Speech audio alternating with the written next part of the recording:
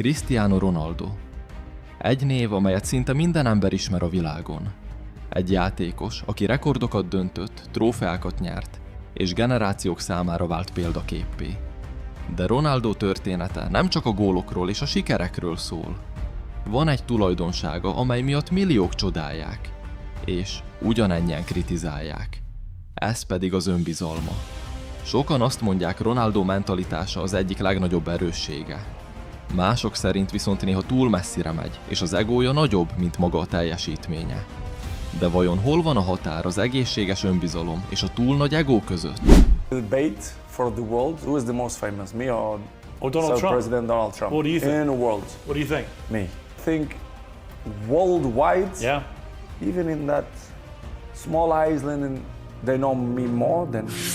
Cristiano Ronaldo története nem a hírnévvel kezdődött. Madeira szigetén nőtt fel, egy egyszerű családban.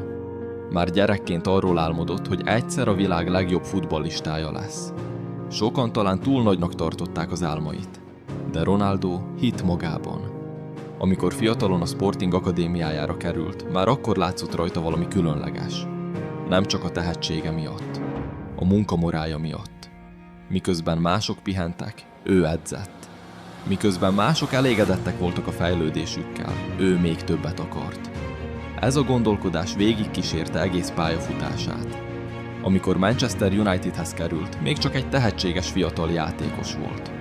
Sokan látták benne a lehetőséget, de kevesen gondolták volna, hogy egyszer a futball történetének egyik legnagyobb alakja lesz. Ronaldo viszont mindig hitt ebben. És pontosan ez az, ami miatt sokan szeretik őt. Ő sosem félt kimondani, hogy a legjobb akar lenni. De ez az a pont is, ahol elkezdődnek a kritikák. A kritikusai szerint Ronaldo túlságosan sokat foglalkozik saját magával. Szerintük a viselkedése néha azt mutatja, hogy fontosabb számára az egyéni siker, mint a csapat érdeke.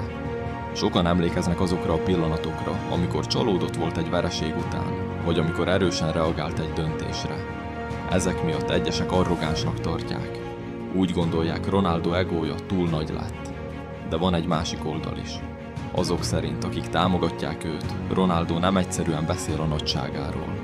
Bizonyítja is. Évtizedeken keresztül a legmagasabb szinten teljesített. Folyamatosan edzett. Figyelt az étrendjére. Fejlesztette magát akkor is, amikor már mindenki azt mondta, hogy elérte a csúcsot. Sokan azt mondják, hogy nem az egója tette sikeressé, hanem az a hit, hogy mindig lehet jobb. A sport történetében sok nagy bajnok rendelkezett hatalmas önbizalommal. Michael Jordan, Kobe Bryant vagy Muhammad Ali sem arról voltak ismertek, hogy szerényen kételkedtek saját képességeikben. A legjobbak gyakran úgy gondolkodnak, hogy ők képesek valamire, amire mások nem. A kérdés csak az, hogy ez a mentalitás mikor válik problémává. Ronaldo és Lionel Messi összehasonlítása is gyakran előkerül ebben a témában. Messit sokan természetes tehetségként látják. Ronaldót pedig olyan játékosként, aki a kemény munkával építette fel magát. Két teljesen különböző út, de mindkettő ugyanoda vezetett. A futball történetének legmagasabb szintjére. Talán Ronaldo esetében nem is az a legérdekesebb kérdés, hogy van-e egója, mert valószínűleg igen.